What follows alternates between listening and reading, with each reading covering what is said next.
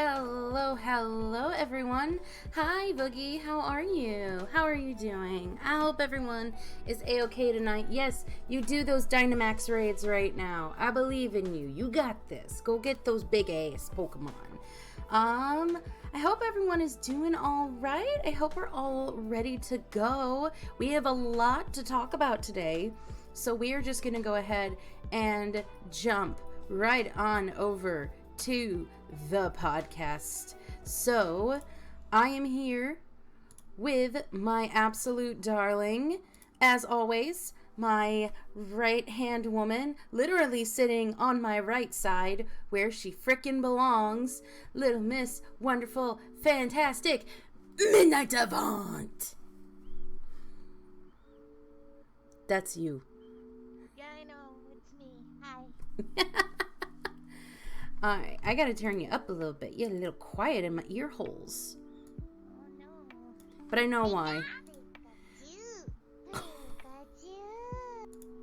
Oh my god! Lark, thank you so much for the 50 bits to do Pikachu. Which is what Mid sounds like right now. She sounds like a freaking Pikachu.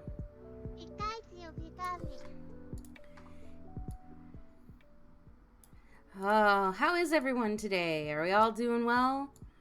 We all having good days? We all drinking waters, taking on meds, doing all those good things?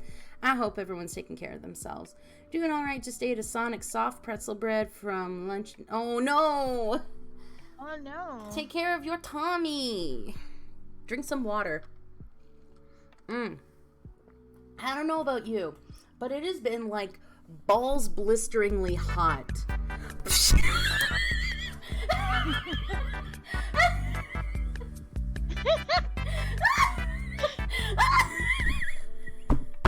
Yes. Yes.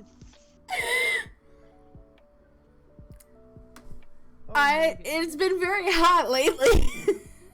Yeah, it's been decently warm. I wouldn't say it's been blistering hot, but it's been decently warm. It was like yesterday was awful. It was 90 degrees yesterday where I live. Yeah, I think it was like close to like 90 here, and it was incredibly muggy.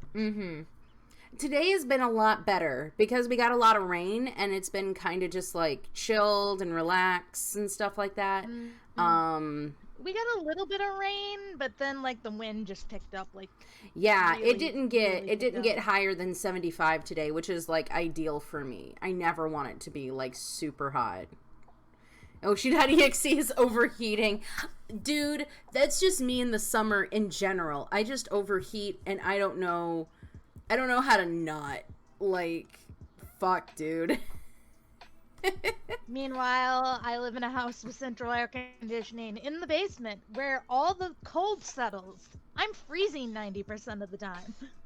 See, I have air conditioning in my apartment, but it costs like, if I were to estimate, like $3 or $4 a day to run it. So, ooh. No, thank you.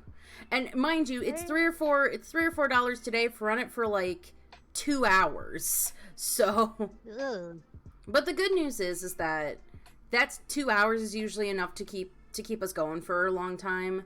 The only time it gets really sucky is when it's like, oh, well, now I have to do this for hours because I'm home. So, right. If I'm not home, it's typically fine. Well, especially today, with it being as cool as it is, and it's really nice outside, so.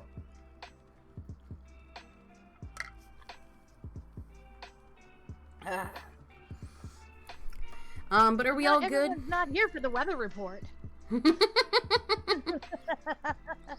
And if you'll look over here above Miku's head, it's fucking hot.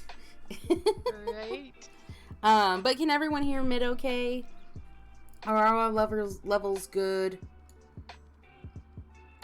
Yeah, I mean, if you look at it that way, I guess so, yeah. Ugh, that makes it sound even worse, though, at $2 an hour.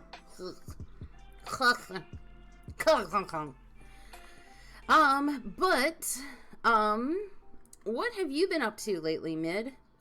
This is one of the weeks where I actually haven't really talked to you all that much, because usually we kind of chat a little bit before stream and just kind of see like what we've been doing, just catch up with each other, and it's like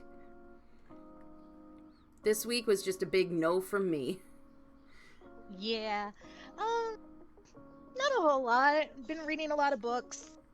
Finally got my hands on a copy of Moriarty the Patriot Volume 3. Had to order it because the store was out of it. Oh, me too, girl. Okay. I ordered one too. God, the picture of Lewis on the cover is fan. I always forget that he has that scar on the side of his face, because I was looking at it and I'm like, oh no, my cover's smudged. Oh nope, that's just his scar. That's just his scar. I forgot he did that. I forgot he burned his face with a piece of wood like a badass as a child. Right. But yeah, so mostly just sitting out on the porch and reading. Oh, nice. I love it. Yeah. I've been going through a lot of manga as well. I've been reading that Lovesick book, that Junji Ito one that I told you about not too long ago. Yep, I know. I'm gonna clear Miku off. We don't need her right now because we're just chatting. Yeah, so I've been reading that lately, and it's been I've learned something about Junji Ito stuff where like the beginning of it is always phenomenal. And if you're doing one of his anthologies, you get to like the end of the story that he's telling, and then it like leads into something else, and it's always like never as good. like one of the ones I was reading, Tomie not too long ago, and her whole beginning story is really fascinating, but then like the more you read it, the more you're like, okay, we get it, she's a really hot girl and she drives people crazy and then they kill her. Okay, great, got it.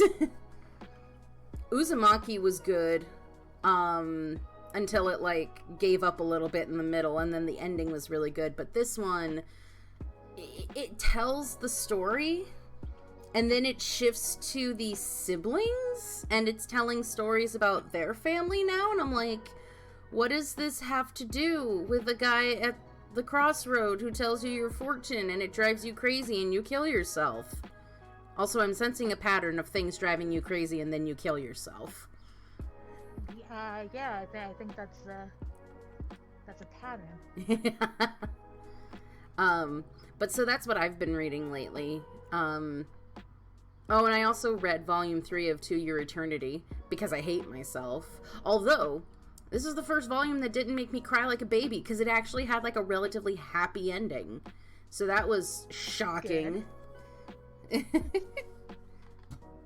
Yeah, me and my mom, I found this horror author that I like really like the first book from. So I let Mom read it, and now we've bought like almost everything she's written. Oh my gosh. Are working our way through that. Yeah. Oh, that's awesome. I'm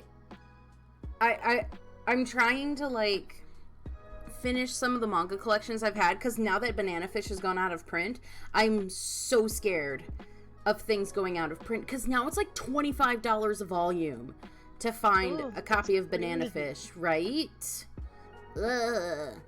But there is a hope that if what we think might be true, that whatever company he's working with, whatever company David Wald might be working with, if he does pick up what we think he's gonna pick up, that company will also get the rights to the manga, and then we'll get a reprint. God. That would be fantastic. That'd be amazing. I'm excited for whatever he's doing, but... Exactly. If it's the thing that I'm hoping for, I will, like, cry. I know. We have two hopes for it. We hope it's either a Banana Fish dub or a Given dub. Either one would be fantastic. Either or would be fantastic, yes. Or maybe we'll get... You know, I would like to hope that he is smart enough that... Sakura, thank you so much for hosting. Thank you. You're so sweet. Oh, thank you, dear. What a darling. But I would hope that, like, he's smart enough not to do something insane like, say, frickin' Super Lovers. I would hope that we're not so starved for queer content that we're just gonna take anything of two guys fucking. I mean, I wouldn't mind if it was a Sekai or a Jinjo Romantica dub. Oh my god, right? That'd be incredible. That'd so be really cool. What hosting does, it means that this person is, Terrell, go to bed. But thank you for being here. I love you and appreciate you. But what hosting does is that means that they are showing my channel on their channel. So if they're not streaming currently, then on their channel it'll say, like, hosting, like Sakura's channel would say hosting Aoishi, and it'll show my channel, and then it'll say go to Aoshi's channel, and then you can just click the button and it'll bring them here to the chat where we can all hang out and talk. So that's what that does. It's a good way to share community and stuff like that. Yes, it is super rad. You gotta love it. But yeah, no, and I think he's gonna announce whatever he's doing next month, because of course he would. It's Pride Month. Of course. So exactly. You gotta. Like, why would you not? Exactly, particularly after teasing us that he's working on something, you know, that he called his most rainbowed project yet. And he played Mrs. Hudson in Kabukicho, so that's something. Yeah. I was so worried. I was so worried that, like, Miss Hudson was going to be another one of those, like you know the kind of thing I'm talking about, where it's like, oh my god, look at this big strong guy who's such a fucking weirdo because he dressed like girl. But no, They never ever misgendered Miss Hudson, and that made me happy. They never misgendered her, and no one was ever like, God, what a freak. Like, yeah, a little bit in the intro, it was played for laughs with, Terrell, thank you so much for hosting the stream as well. You were an absolute darling, and I just hope you're taking care of yourself, hon. Please do. Please take care of yourself. Yeah, in the opening, it played it a little bit. Laugh a little bit, but yeah, with but Watson and yeah, no. But it was series never overall. Yeah, it was never, like, so explicit in the show that it was like, oh no, this big gay man is trying to make out with a straight guy. Oh boy, it was actually very well done. Very, very nice. Yes. So speaking of queer content, I actually recently watched Dokusei, or Classmates as it's called. It's, how do I explain it? It's great, but it's weird. It kind of has like this thief and the cobbler kind of aesthetic to the animation, in the terms of, like, I don't know how to describe it. It was really good though. I remember getting really excited and crying a little bit. So, but I 100% want to talk about it for the Pride Month podcast. The Pridecast, if you will. I'm not funny, I get it. So yeah, for those of you who don't know, with June being right around the corner, hello Sakura! With June being right around the corner, and June being Pride Month, next month we're going to be talking about a lot of gay shit. True.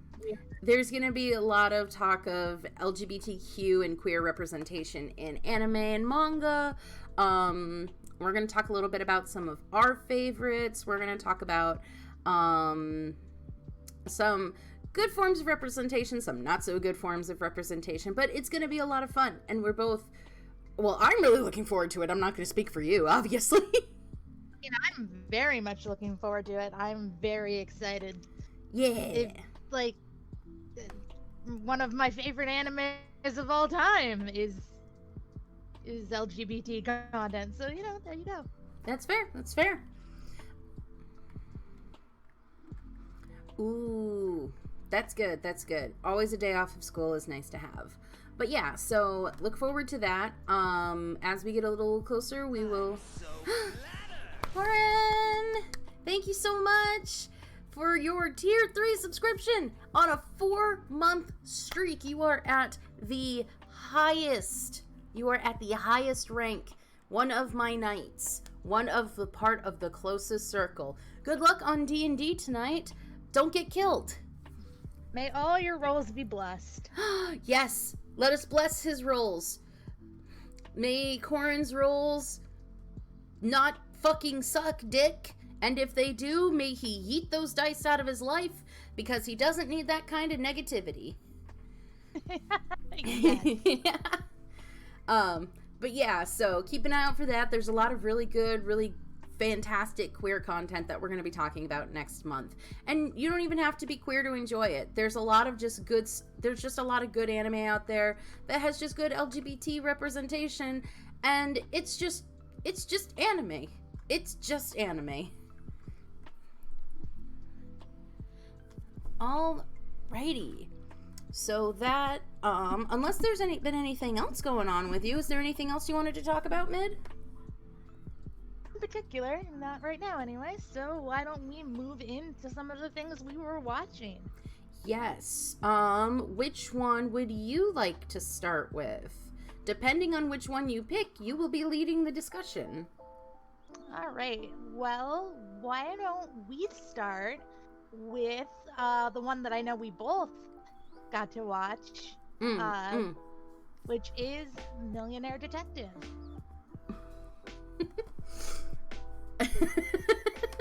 Oh no, you're laughing. You're laughing at me. Run away. No, God. How does one describe Millionaire Detective? How? What happens when you take a man richer than God? God's put him pretty on the broke, though. police force.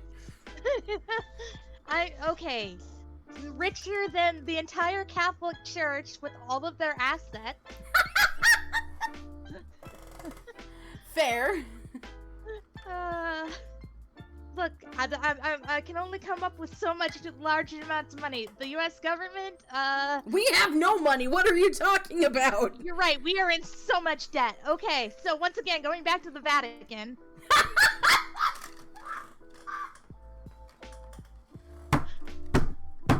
So what happens when a man richer than the Vatican, gets paired up with a normal guy on a detective squad, and they have to investigate a lot of bullshit. I think Mikuru needs to come back because here there be spoilers. Ah, yes. Hold on. Spoilers. Okay, anyway, go on then. Yay! Welcome back, Mikuru. Okay. Our spoiler So, tag. Basically, he has to be like, hey, I'm investigating my mom's death. It might be my dad. It could be my dad, but it's not, because in the end, his dad was not the villain. It could be my dad, but it's not because he's dead. But it could be because he's alive, but it's not because my dad's a vegetable. Yeah, pretty much. But that was kind of the ride we went for there. I did not see that ending coming. I mean, that was the ultimate case of the butler did it, but I still didn't see it coming. Right? Absolutely. So, to kind of sum up the story a little bit, Daisuke Kanbei is essentially like the richest man in the world. Millionaire is actually a substantial understatement as to how much money he actually has. But he joins the police, Tokyo Metropolitan Police, and gets partnered up for the most part, not like legitimately, but mostly partnered up with this guy named Kato. I think his name is like Haru Kato or something like that. Yeah, I think something like that. And essentially, Kato is very, by the book, I'm gonna make sure that I do what I need to do to help people. And then Daisuke's like, that's nice. Hey, Husk, how about you just bill everyone double what I'm about to cause in damages? And his robot butler's like, yeah, sure, cool, go ahead. I gave them double the money. Your balance is unlimited. Balance unlimited. Yeah, it's absolutely fucking bonkers. And just some of the stuff that they do is insane. Like, there's one where they're hunting down, I think it's like a drug, it's like a drug lord who has been giving drugs to models and stuff like that. And then, I believe Daisuke just ends up, like, gassing the building and then just, like, buying it outright and then being like, this is my building now, you're all under arrest. Yes, pretty much. It's so crazy. And, this is where we're gonna start to massively differ, because I was in love with Daisuke from the get-go. I'm like, this is my kind of guy. This is what, like, a modern day Sherlock Holmes would do, because Sherlock would 110% be some spoiled rich kid who can do whatever the hell he wants and just not give a shit because he just throws money at the problem. But he's also smart and he knows how to do shit. And I'm over here like, aw, Kato's the cutest thing in the world. He just wants to be a hero. Look at him. He's broken. He's got anxiety. Because he accidentally shot a perfectly guilty person. So now he has PTSD. Okay, she wasn't guilty yet. She was definitely about to shoot him. But she wasn't guilty yet.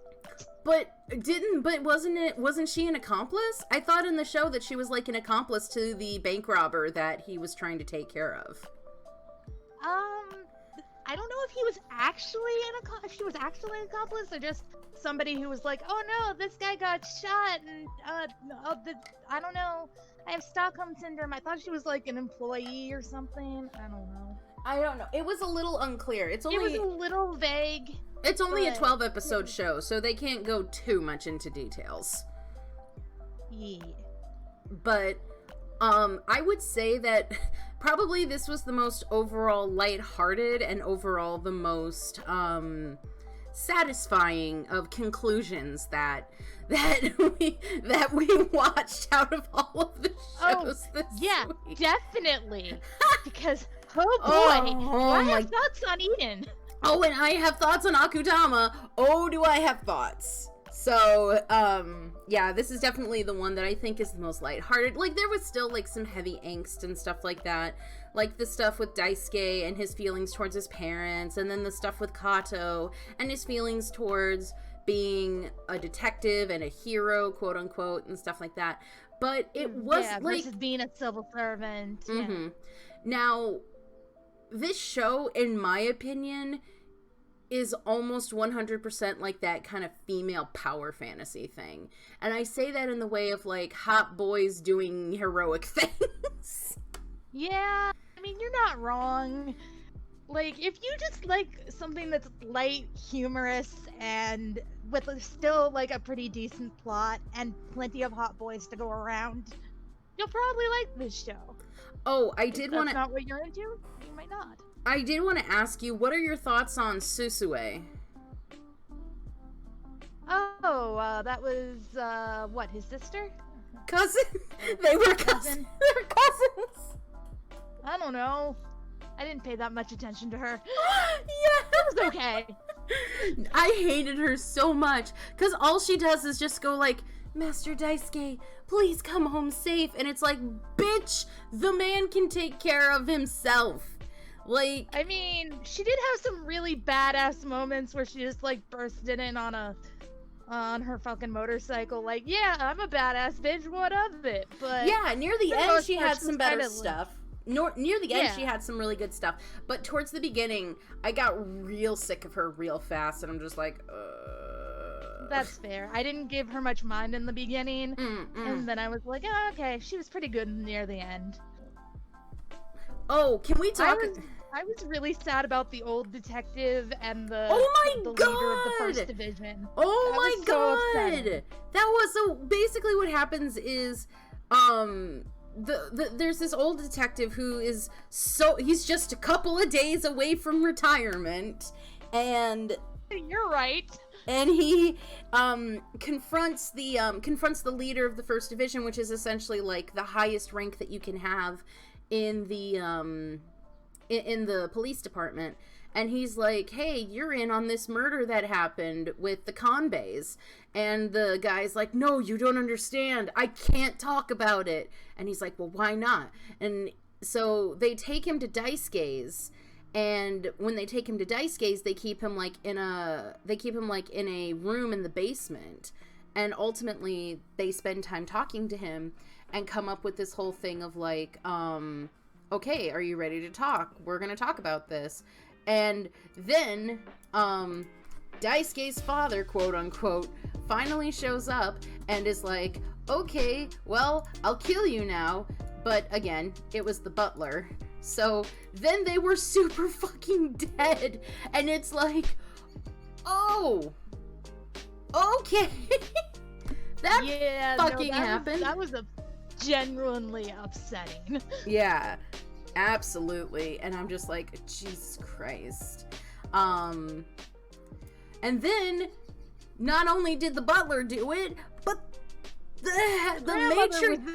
matriarch of the family was the one who's like, well, she was gonna expose the fact that we were creating this super dangerous chemical and we were willing to just keep it in the family, but she wanted to tell everyone about it, and then it would end up in the hands of like warlords and druggies and petty street criminals, so guess we gotta kill her. So it's this weird, it creates like this weird dichotomy of it's trying to be like, we did this for a noble reason, and I'm just over here like, I mean, you still fucking murdered someone. You still fucking murdered this kid's mom. Like, come on. And then at the end of the... you, like, go on. Nearly killed your own son. Right. Because he was too much of a chicken shit to kill his own wife. Right. But... And then at the end of it, Daisuke and Kato are just going around, and they're finding all the adolium and being like, yeah, we got this, don't worry, we're not gonna let anyone, you know, do anything crazy with it. So it's like, see, Grandma? Everything's fine. Everything's taken care of. Taken care of this from the beginning. I'm not gonna lie. You know I thought Kato was gonna die for a hot second. Same! I would have been really sad. I would have too. Lie. Oh my god, it would have been awful. I would have hated it. I would have been so mad. Because I adored Kato. Like, this is the one time ever I feel like our taste just completely changed. Yay, Lark! Thank you so much for subbing at tier 1, 11 months. Thank you so much. Go on, I'm so sorry. It's okay. It's like I said, I feel like for once in all of the anime we've ever watched, our taste in characters just completely switch places. Because let's be real. Normally, the more scruffy one with the heart of gold would be your favorite, and the rich asshole is usually my favorite. I mean, you're not wrong. I mean, if we kind of just sit here and when we think about like some of our favorite, if we just think about some of like our top favorite guys, actually, no, this does very much fall in line with some of my tastes, because Hattori is very much my taste. I can't think of a single other one, but Hattori. Alright, there's that. But no, if we were to think about it more in the sense of like Takano or Kyoya or God, I don't know who else you fucking like. You like a lot of glasses wearing, calm, level-headed dudes with dark hair. I mean, you're right. Daisuke doesn't even wear glasses. He's my type. No, he does wear glasses sometimes, doesn't he? Anyway. Yeah. Yeah. No, he is 100%. He normally would be 100% your type. So yeah, it is kind of weird that I immediately was like, I love this man. And I immediately went towards what I normally identify more as your type. Like I said, the one with the heart of gold. Yeah. But it's okay, because in the end we ended up liking both of them anyway. And yeah, it's true. That's I love matters. both of them, but it's fair. Yeah, I still would say that I have a preference to Daisuke. Because I just love his zero fucks attitude. That's what's so great about it. I love in that last in the last episode, I was expecting him to like reach down To and like pull reach Kato down and up, help but him he off just- the bridge, and he's just like, nah, bitch, bye. Nope. Right? I'm Oh like, my oh God. Some things never change. Please, Daisuke, never change. Always be the self-centered prick that we know you are. God, please. Can only hope. Same. I love that. But yeah, no, I had a really good time watching Millionaire Detective, and I'm glad that we finally did watch it, because we'd been talking about me wanting to watch it for a while. Yeah, like I said, I'd heard a lot of good things about it while it was airing and even afterwards, so I was like, maybe we should finally get around to doing this. It was great. I was very happy with it. Alright. Well, unfortunately, you didn't get to finish Villainous, No. so we're gonna have to move on to one of the other series. It's fine. It's fun. I mean, but we'll get to Villainous eventually, and by that I mean I finished it and I loved it, so I'm excited for you to finish it so we can finally talk about it. But I will finish it. I will finish it this week. This will be one of the ones that I do watch. all right. So what do we want to do? Oh, okay. We're being told to drink our damn water. I don't have any water. I should go Carol, thank upstairs you and so get much some. for deeming me a drink your damn water. I got my water right here, so I'll drink it. All right, I'll go grab some from upstairs really quick, or in my case, my iced tea. I would say we're actually going to do a quick BRB because I have to go refill my water. So we will be right back, guys. Don't you worry.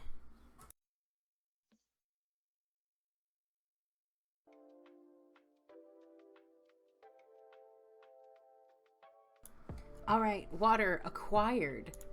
All right, iced tea also acquired. Perfection. All right, so then let's get back into it. Let's talk about Akudama Drive. I have a lot of feelings about Akudama Drive. Yeah. All right, let us get right into that then. Why don't you go ahead and explain real quick what Akudama Drive is? Oh gosh, how do you even describe this? So, in the year question mark, because I don't know, something happened in Japan, bombs, I think, and things got all messed up, and now, oh god, it's been a while since I actually watched the whole thing, so I think you'd actually have a better thread of being able to explain exactly what's going on. Most of what I remember is character beats, because oh boy, I have a lot of feelings about the characters. So also, this is also made by the guy who made Dangan Ronpa, so that just makes everything better and worse. Exactly. Oh, it's so fantastic. Long story short, there's a big bomb that happened, and it basically separated these two major cities, and one of them was called Kanto and one of them was called Kansai. Kansai is where a lot of like the regular people live, but Kanto is like this big utopian society, and everyone wants to one day go to Kanto. So in Kansai there exists these people called Akudama, which are essentially just really bad criminals. And then there are the executioners that follow after them and try to kill them and all that jazz. So it's great, good fun. Everybody's here for a good time. So what happens in Akudama Drive is that there are these 6 Akudama. Six? Hold on. Hold on. Swindler, courier, hacker, brawler, doctor. 7! There's 7. 7 Akudama. This is important. There are 7 Akudama. Wait, are we gonna count Swindler? Because Swindler's an Akudama. How dare you? Yes, How by the end? How dare you like, at the insult? beginning- How dare you insult Swindler by saying she's not an Akudama? She's a perfectly ordinary person. How dare you? She's legendary. How dare this chat? How dare? I can't even with you. I can't even. Okay, all right, but so let's talk about ordinary person, or the person who will become swindler. I would say that if it weren't for the existence of like 2 or 3 other characters, she would have been my favorite. Oh, Ordinary could have been such a terrible character. Ordinary could have been just an awful character, because the whole premise is she gets swept up in everything with the Akudama, and she just kind of has to roll with it.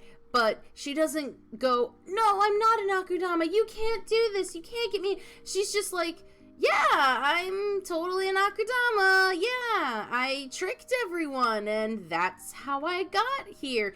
And it's kind of hard to tell if the other Akudama actually buy that she's an Akudama or not. Because just from the way that they... probably generally do, like Brawler. Well, you say generally, but you're literally talking about the character with probably the lowest IQ in the whole group. Okay, maybe Hoodlum bought it a little bit, but then you're talking about the person with the second lowest IQ in the whole group. Lowest IQ, exactly. Okay, so everyone that wasn't, okay, yeah, no, you're right, probably just those 2, because Hacker was too smart for that. Courier knew, because Courier met her while she was still an ordinary person. I think Doctor thought she was an Akudama, but took Doctor a while to figure out that she wasn't. I don't think Cutthroat cared. I don't think Cutthroat cared at all. It doesn't matter if she was an Akudama or not, but we'll get to Cutthroat. And then, yeah, that's it. Because I was just about to be like, who was the other one? Oh, the other one's Swindler. But yeah, no, I think, yeah, I definitely think that at a point, it didn't really matter to them whether or not she was an Akudama, because by that point, she absolutely was an Akudama, because she had been working with them, be it of her own volition or extenuating circumstances being what they are. Yes, Taro, please do get some sleep. I hope you have a very good night. Please do take care of yourself.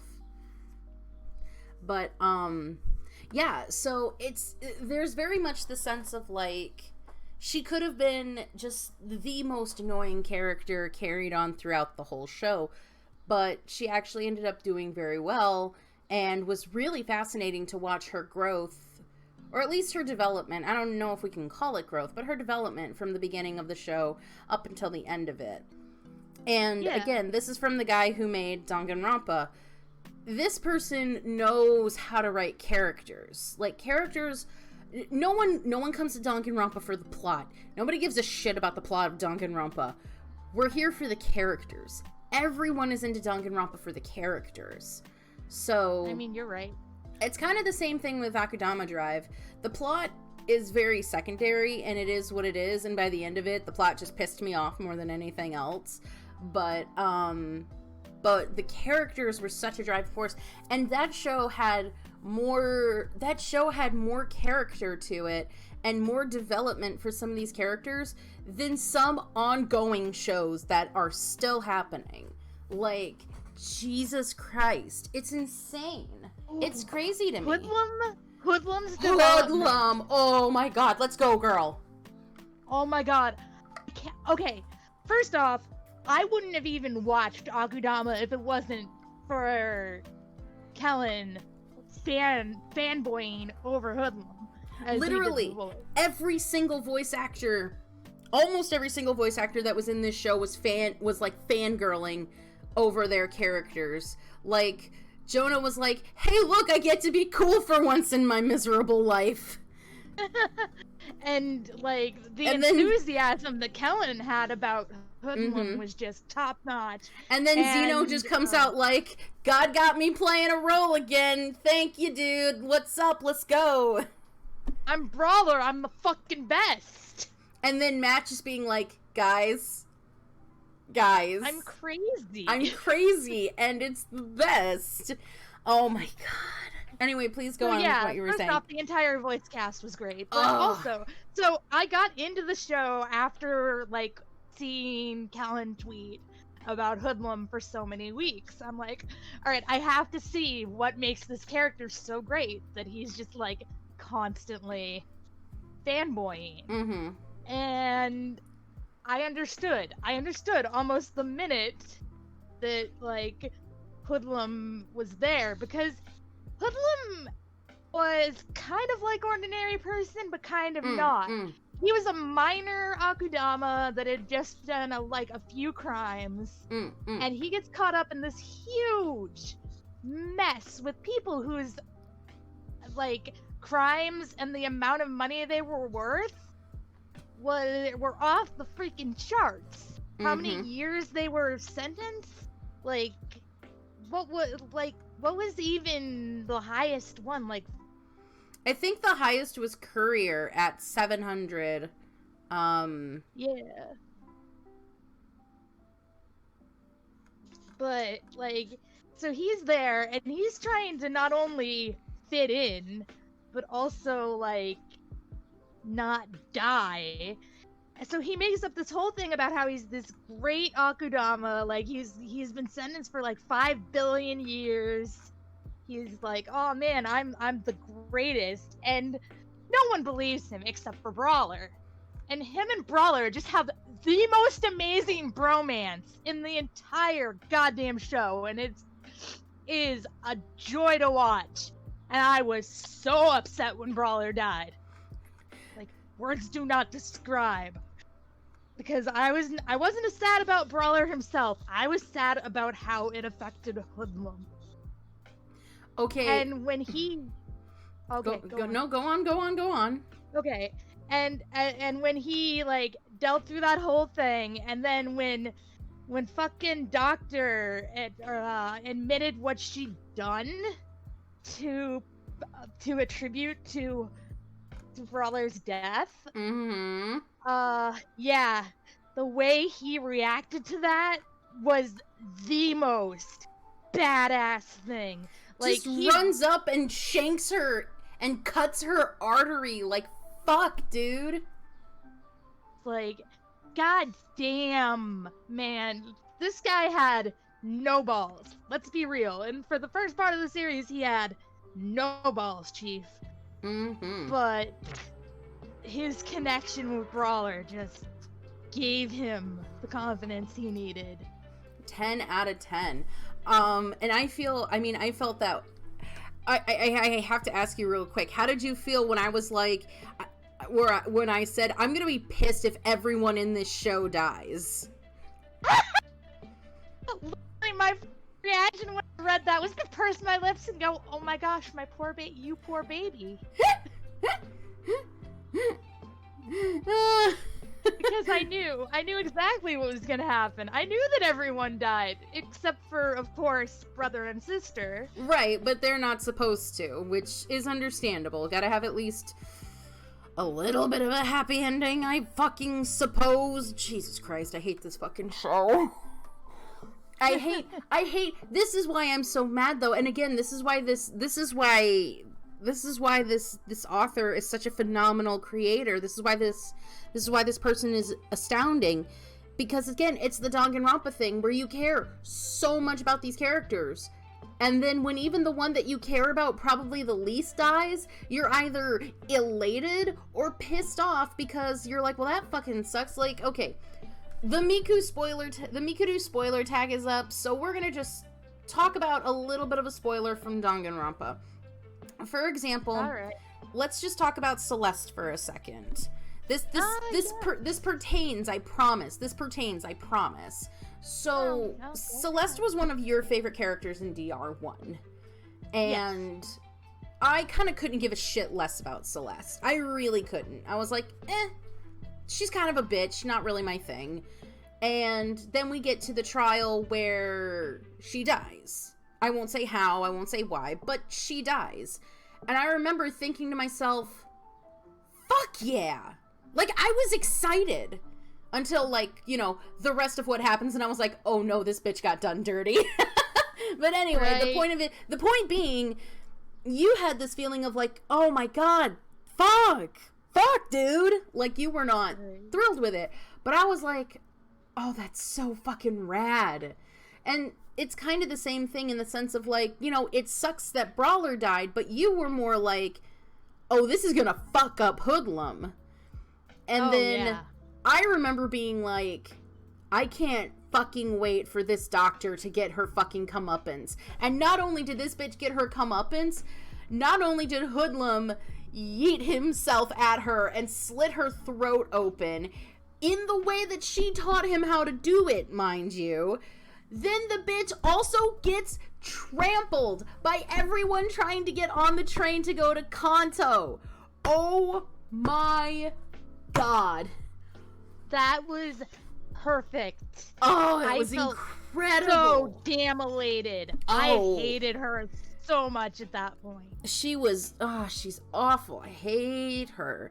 But my point being, bringing in the whole connection that I was trying to make earlier, the fact that someone can make you feel this way about every single character in the show, that's what's so impressive about it. Because I was thrilled when the executioners fucking died.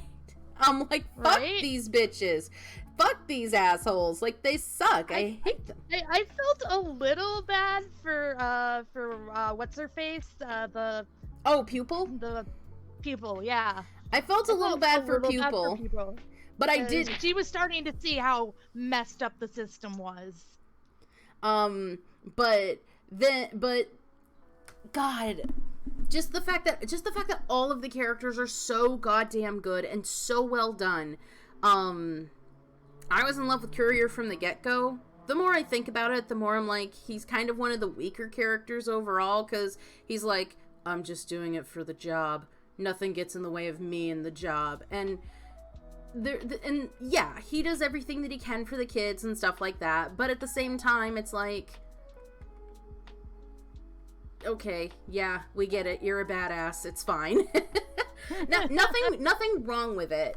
Just overall, I really like him, but I kind of would have liked to have seen more from him.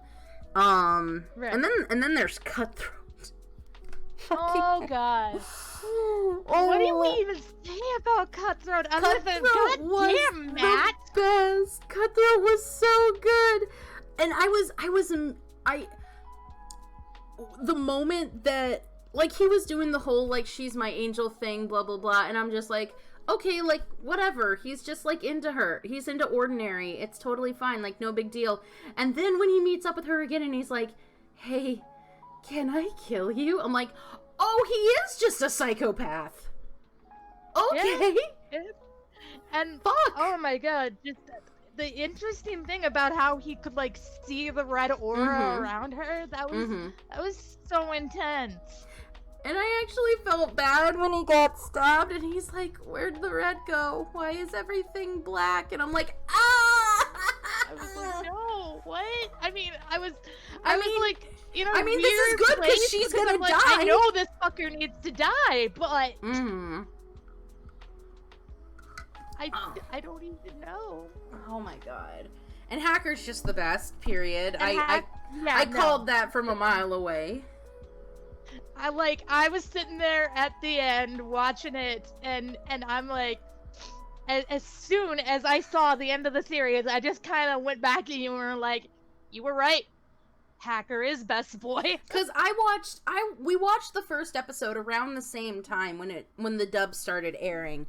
And I was like, dude, you have to watch Akudama Drive. Like, it's right up your alley. And then she watched it, and she was like, I don't know, I kind of like this character and this character. I don't know how I feel about Hacker. I'm like, dude, Hacker, best, top 10. And I just called that from, like, the first episode of watching him. And when I finally did finish the series, I had to concede. And then I watched the end of it, and I cried so hard. Yeah. Me too. The thing that sucks about Akudama Drive is, like, literally just everyone dies. But everyone gets, like, a really fucking cool death. Everyone gets a cool fucking death. Hello, Nick? Like, yeah. Everyone. Like, gosh. Hacker and Ordinary, or Swindler, definitely have, like, the best, most impactful. I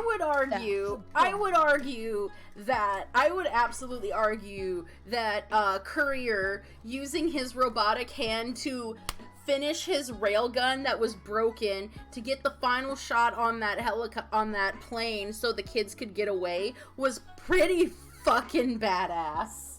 I mean, you're right. You're absolutely right. But goddamn hacker, just sitting there having the time of his life. Mm-hmm. Overcoming Kanto's systems. I was just it was so perfect for him. And Swindler's death was everything that it needed to be. And I thought that it was so perfect to do that. And that's the thing, like, Ordinary literally probably could have lived her whole life doing nothing, but Swindler was just who she was. Like, not any malice to it, but she just wanted to find the best way. She just wanted to find the best way to help people, and sometimes that meant lying a little bit. We're talking about Akudama Drive right now. But no, I'm so happy that I finally watched this show. Yeah, I was really happy when I finally finished it because I was like, yes. And again, this is just a 12-episode show. It's a really quick watch. The problem that I always have with us when we start watching these shows is me just getting started. Because I come home from work, I'm tired, I kind of just want to chill. So then I'm like, hey, I'm going to play Mutopia because Mutopia is a ton of fun. And so then I just play Mutopia and I'm like, well, fuck, it's 12:30 and I have to go to work in the morning. But lately I've been waking up at like 7 in the morning and then I don't have to go to work until 11:30. So then I watch a couple of episodes here and there. But once I started like really getting into Akudama Drive, I'm like, oh, okay. Here we go. And then I finished it and then I was really sad. Yeah. Because essentially, like, the show essentially ends with the people of Kansai rising up against the executioners, because essentially the executioners, there's a small revolution at first because it's very clear that the executioners are not very good at their jobs, because Akudama still exist. Akudama keep doing what they do. And then the people try to, like, revolt against that a little bit. And so the head of the executioners just tells the chief of police, just declare all the people revolting Akudama, and then we can kill them, and then we can quell this rebellion. No big deal. Well, the big deal. At first. Until it kind of did at first. Yeah. And then they blow up the train that everyone got on, and then Swindler, like, hobbles out of there, and she's like, no, wait, please, I'm just an ordinary person. And then the executioners, thanks to Hacker, get filmed basically being like, well, nope, you're an Akudama, so I guess we'll kill you. And then the entire populace is like, nah, fuck that. They just killed that ordinary person. Exactly. And so it's like, nah, fuck this. And so then they march against the building, and they march against the system. Oh, you know what was so painful was that one scene of the little girl who'd lost her parent in the initial calling. Mm-hmm. That was so bad, like, heart-wrenching. Mm-hmm. It was messed up. Give me just one quick sec, okay?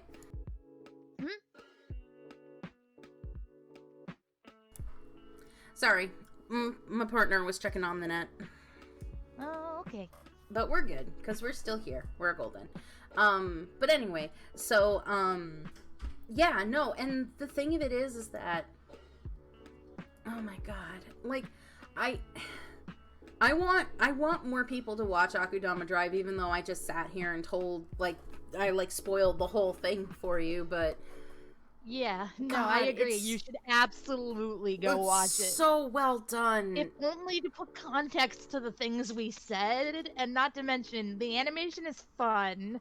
The animation has, like, some of the best CG I've ever seen.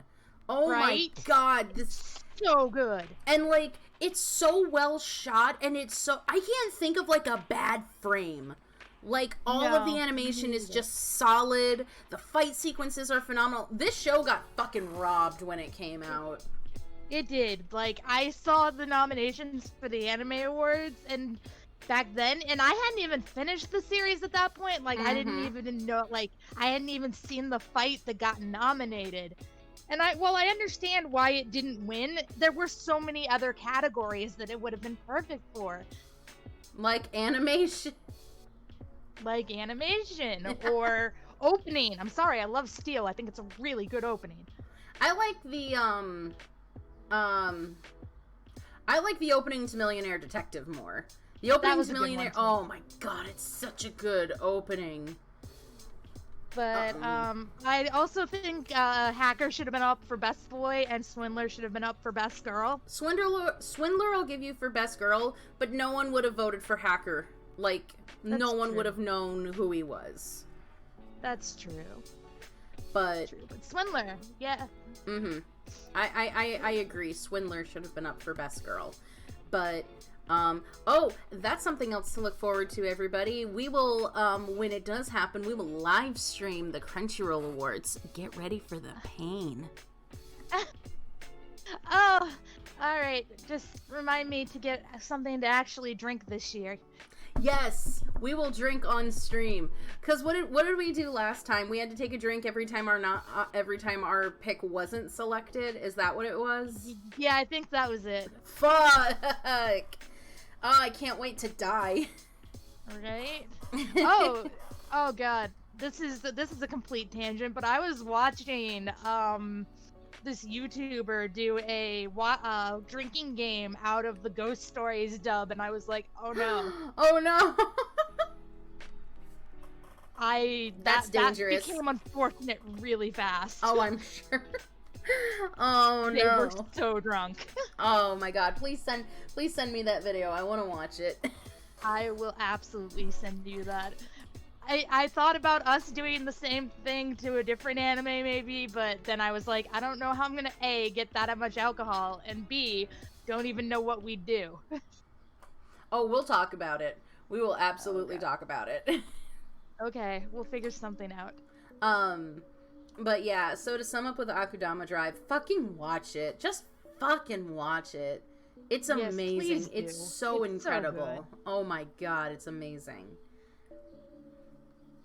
So finishing up with Akudama Drive, that is going to bring us to Eden of the East. So, oh boy. Eden of the East centers around these people called Selisads. And they are given...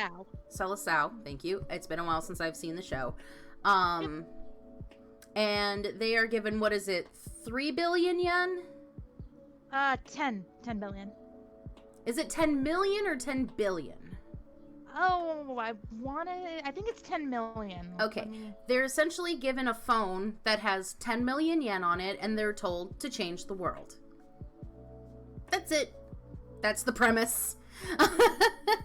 And the show starts with I forget what her name is, but with the main girl finding Akira Takizawa, who is the main character, buck-ass naked in front of the Washington Monument in Washington, D.C. Yep. It's gonna be that kind of show. Yeah. So he's standing outside the White House, butt-ass naked, holding a gun with no memories. Oh, I forgot he was holding onto a gun. Yep. And then he's just like, okay, well now I need to figure out why I have this phone and what the hell I'm trying to do. And he is running into other Selisao. Selisao? I can't say it right. Selisao, yeah. Selisao, thank you. He's running into other Selisao who have like their own notion of how to change the world and stuff like that. And some people are being very small scale about it. Other people craft wings onto their back. Excuse me, what the fuck is this? Right, that was something. That happened.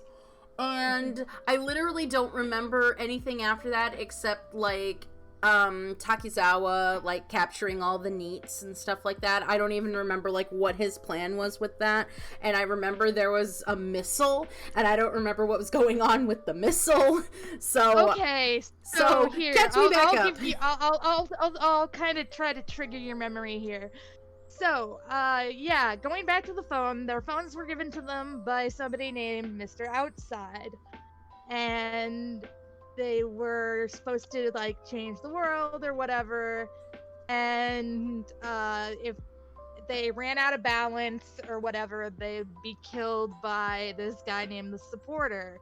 And and only the person who won got to live in the end. Because the Supporter was gonna kill everyone who didn't win. So yeah, they're trying to solve the mystery behind that. Then there is, I want to say it was number 10.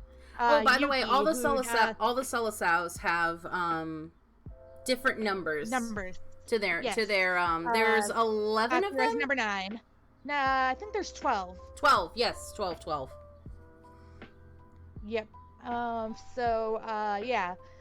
So number 10, Yuki had caused, like, a big uproar by dropping some missiles previously on Japan, because he, I don't know, was crazy or some shit, I don't know. I don't even remember this character, I'll be 100%. I remember the cop. Look, the only reason I remember him even vaguely is, 1, I only watched it like 2 weeks ago, and 2, he was voiced by Jerry Jewell, so he stood out a little to me.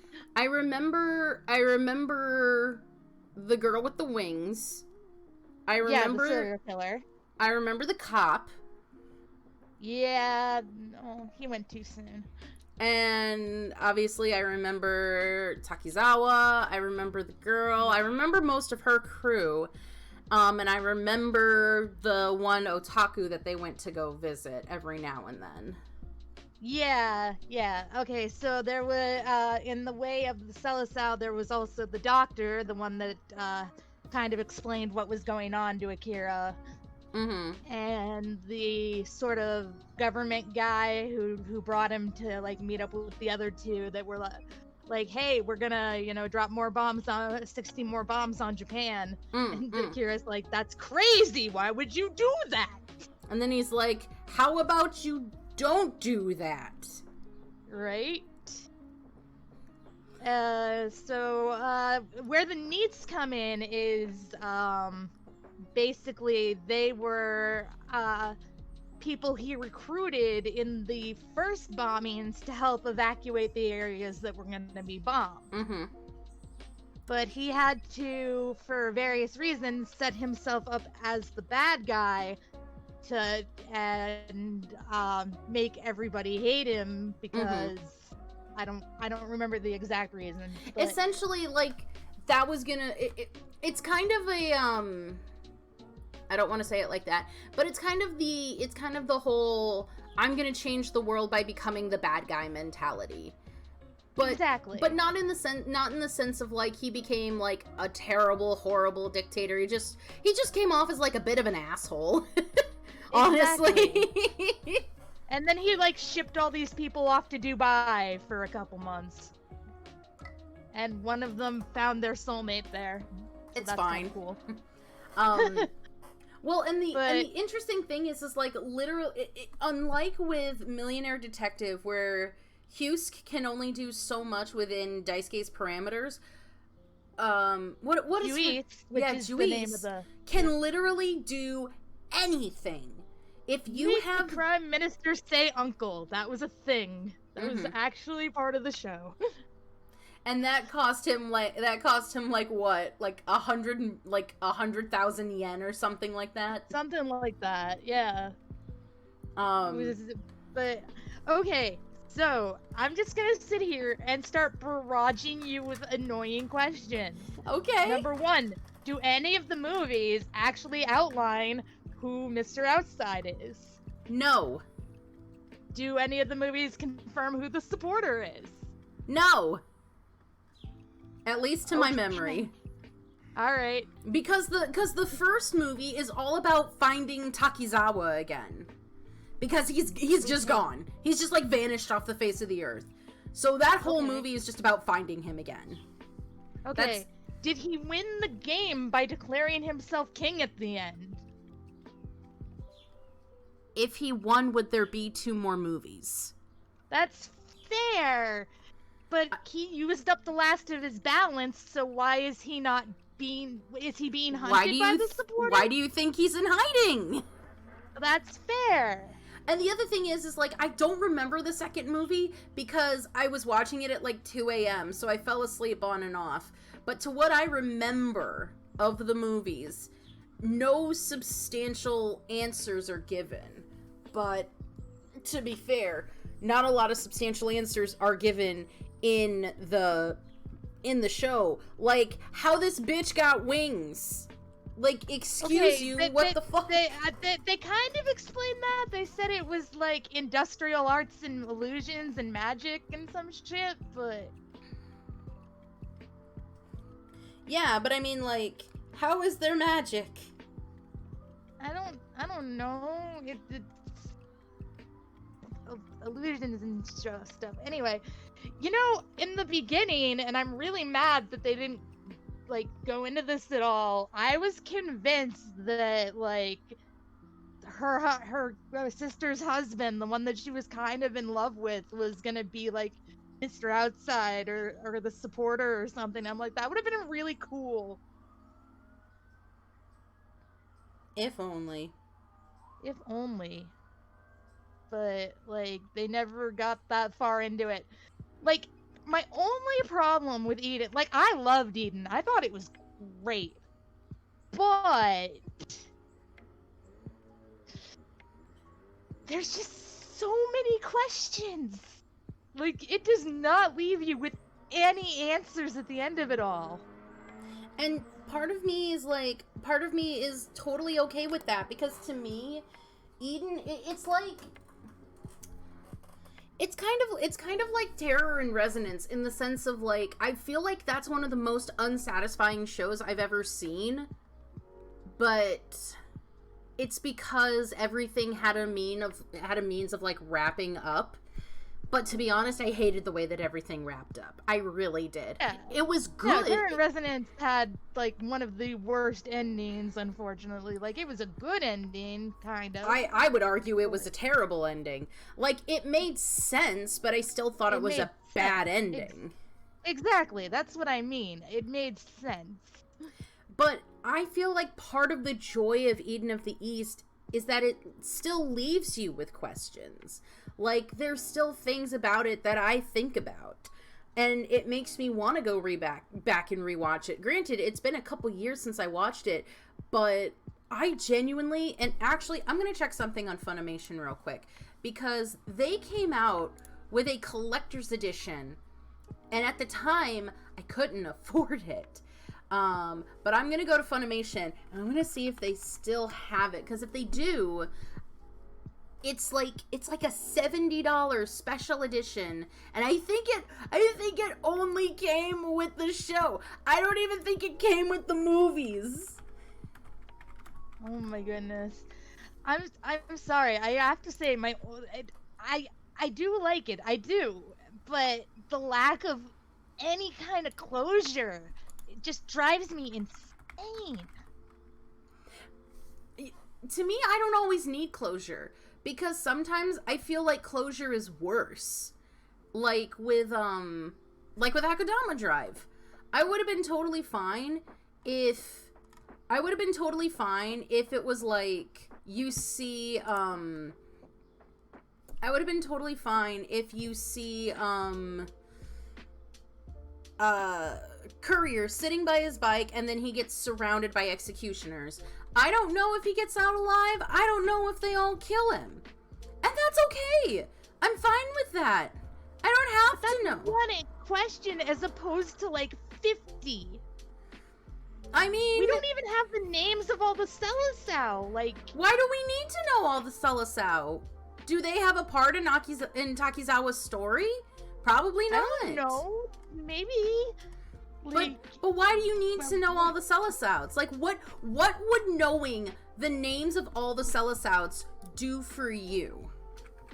It would leave me with wanting to know, without this need to have some kind of answer. Like, if I at least knew, like, who Mr. Outside was, who the supporter was, like, the names of the other fellows out, like, maybe I could have some closure if I knew that, like, exactly what happened. Like, I guess the movies will give me at least the closure of knowing what happens after he declares himself, like, yeah, you'll get to know what happens to Takizawa. We're talking about Eden of the East right now. But again, the thing of it is like, if you know... Because the thing of it is like, if this is the way that I think about it. If I knew who Mr. Outside was and why he did all of this, what good does that do me? Like, what do I care behind his motives of give people 10 million yen and see who can change the world? I don't care about his motives. I genuinely don't. I'm just more fascinated by the premise that someone would even do that, because sometimes trying to explain the motive or having the person be like, because I was interested, I was curious to understand the nature of humanity and see if anyone truly could change the world with just a mere 10 million yen. Sounds like total horseshit. Like, okay, maybe I didn't even need to know that much. Like, I don't need to know their motives. I just need to know who they were. Like, the answer that it was this guy that we don't even know off screen was fine by me until they were like, oh no, actually it's not the guy we thought it was. But it's not like it's the only way that it would work is if the twist was like it was someone that they knew. Like, God forbid Takizawa was Mr. Outside. That would have been fascinating. That would have been but really he's cool. But he's not. So okay, but it could have been like, what's his name? The leader of the club, or like, right. Like that's that, what I'm saying. If it was something like that, but based on all the evidence we've been given, it's clearly not. Or so, once again, it would have been really cool if it was her brother-in-law. Mm-hmm. Like, because, like, he's really important to the start of the story, and then he's just, like, not then, like, not important at all. Fuck, they do have it. God damn it. They do have it, because this comes with, it does come with the movies, and then it also comes with, hold on, I'm just looking at what all it comes with now. It doesn't tell me everything, but it comes with an art book. I know for a fact, because you were with me. We were at Anime Boston when they announced it. Yeah, I remember that. And I remember, like, crying and being like, because they're like, it's available right now, and I'm like, fuck! Because it's $75 for a 12-episode series and 2 movies. That is disgustingly overpriced, but I'm gonna probably buy it. That's fair. But yeah, my point, again, my whole thing to it is I don't think getting those answers are going to actually be of any consequence. I don't know. It would leave me feeling better about it, because, like I said, as it is now, yeah, it was fine.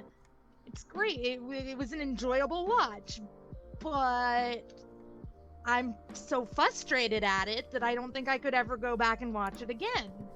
We'll see how you feel after the movies, because yeah, the way that I describe it is, okay, you know how some people are unsatisfied by 90% of the things in Cowboy Bebop, and how most of those things aren't answered, or how... Or, okay, here's a good example. The ending of Wolf's Rain. The fucking ending of Wolf's Rain. I forget if you've seen Wolf's Rain or not. I have not seen Wolf's Rain. You need to watch Wolf's Rain. You need to watch Wolf's Rain. But yeah, the fucking ending of Wolf's Rain, and I mean the post-credit scene. The one at the very end. I don't know if you've seen that one. I don't know. I know generally how it ends, but okay. But, like, there's a post-credit scene that just raises so many questions, and it just makes you go, wait. Whereas, like, to me, Eden of the East is meant to be this kind of abstract story. It's not meant to give you everything, and I'm kind of okay with that. And vice versa, I'm kind of not. Like I said, it's just I think some, I don't know, maybe this is just me maybe this is just me trying to be like, oh, I like my avant-garde anime and crap like that. But like I said, there was nothing inherently wrong with it. Like, I did generally enjoy it, but I feel like with just a little more closure, it would have been perfect. As it is, it feels incomplete to me. That's it. Maybe the movies will help fix that. Yeah, because I felt better. I felt better once I watched the first movie. And okay, again, I don't remember much of the second movie, but I might go back and watch the second movie and see what goes on in there. Because if it really provides even the slightest bit of closure, like either like officially gets Saki and Takizawa together, or explains anything about ever. That. oh no. Here's why I'm okay. Here's why I'm okay with it though. Takizawa's too busy for Saki. Like, that's Saki fair. Wants to help, and Saki wants to be there, and that's understandable, but Takizawa's like, I gotta change the world. I don't have time. I gotta change the world. And I gotta do it without my 10 million yen now. But I think there's so many shows that could just do better if it was just like, it's just the way that it is, and you just suspend your disbelief and you just go with it, and you're like, okay, it's just the way that it is. Kind of like how once again, you can do that. Like, you brought up Bebop. There's a lot of things in there that you're right aren't satisfactorily explained. Like, I have my own goddamn theories. I will always have my own goddamn theories. I won't get too deep into them because you haven't watched it yet. But I have my theories. This podcast may be the one thing that gets me to watch Cowboy Bebop, because otherwise I have zero desire to ever watch Cowboy Bebop. But we have a retro month coming up. So when we do retro month, who knows? Maybe. Yep. I mean, I'll finally get around to watching some of the retro things I need to see, like Wolf's Rain. Oh my god. I also haven't seen Winter Robin. Yes. We need to figure out when we're going to do Retro Month, because Retro Month will be a ton of fun, because we're going to have... How about August? Because... I was just about to say August, because we've got Pride Month, next month is Pride Month, your birthday month is July, and for our birthday months, we're going to be doing,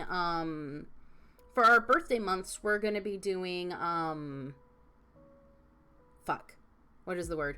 We're going to be doing our favorite shows. So, Mid will pick what we watch for July, and then I'll pick what we watch for October. What we should do, this would be a fun thing to do. What if every month we did a lottery, and we had two people either from the Discord or two people who are subscribed who get to pick what we watch. Ooh, I like that. Yeah, we'll kind of brainstorm that a little bit and see what we come up with, but that would be a ton of fun. For anyone who is not a part of the Discord, there she be. Feel free to jump on in and come hang out with us. We talk about anime, we talk about manga, we talk about books, we talk about video games, we talk about everything under God's green geeky earth. But yeah, back to my point. You can not explain things, and you can create theories and stuff, kind of like my theory about Mr. Outside being her brother-in-law, which, you know, is cool. I like that. I'm gonna stick with that until something proves me otherwise. But I feel like sometimes it gives you, like, and I may be remembering Terror and Resonance wrong. You may have to remind me if I am. because I don't remember if they fully explained, like, why the lab was there, like, what exactly they were doing or anything like that, or if they just had this vague child soldier bullshit. I think it was kind of like a vague child soldier bullshit. Right, but there's no, like, definitive thing of this is why we're doing. It's just the premise of this is fucked up place. Children escape fucked up place. And that's kind of how I feel about Eden of the East, where it's like you have these different people with their different ideals of what it would mean to change the world. Like, some people are changing the world, but they're not necessarily changing it for the better, or they're not changing it in a sense that benefits other people. They're just changing it. Right. Because now they have the ability to. And that, to me, is fascinating. But I feel like once you've done, like, half the Solosaus, you've done all of them. Like, I don't think... It's kind of like... Okay. But we don't... See, the thing is even the ones we meet, we don't get much of. I mean, probably the most developed were the detective and the doctor. We get... Yeah, there's the serial killer bitch. She's crazy. Yeah, and she's changing the world by cutting off guys' dicks. Exactly. It's fine. And then Takizawa fucks her and gives her, like, the best line of her life. Yep. And she's like, well, I can't jump off your dick now. Yep. That was the thing. And this is why Takizawa is one of the best characters ever, because he's just like, what if I let you fuck me and I show you how good my dick is and why it shouldn't be cut off? And she's like, yeah, sure, why not? Oh, God. Oh, yes. All right. Well, I can't cut his dick off. Well, I can't cut your dick off. But this random guy I picked up, yeah, he's a serial rapist anyway. I'll just... Mm-hmm. But, yeah, that was something. But yeah, so we get the serial killer, we get the doctor, who was probably my favorite. He's just like, I created a good place for the sick and the senior citizens to live, and, you know, basically provided absolutely free housing and healthcare in a community. Mm-hmm. And that's... Blessings to you, Mr. Doctor. I'm sad you died. And that's the thing, like, you have someone who was being very selfish with his money, which was the cop. Yep. And then you have someone who's doing their own sense of justice, which is the Johnny. Yeah.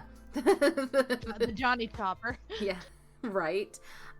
Yeah, they all call dicks Johnnies, and it's so fucking funny. I'm like, it is. Just say dick. Just say dick. Please. Just say dick. No, it was so funny. And then you have a creative person like Takizawa, and then you have a good-hearted person like the doctor, and then you have an absolute fucking psychopath like Yuki. Exactly. Yes. So that's almost half of the Solosaus. What would we gain from seeing more of them? Okay, but there's two more that are featured in the show, and one of them only has like one line, who's basically like, yeah, I just want to get out of this stupid game. Right, so just spend all your money and die, bitch. Right?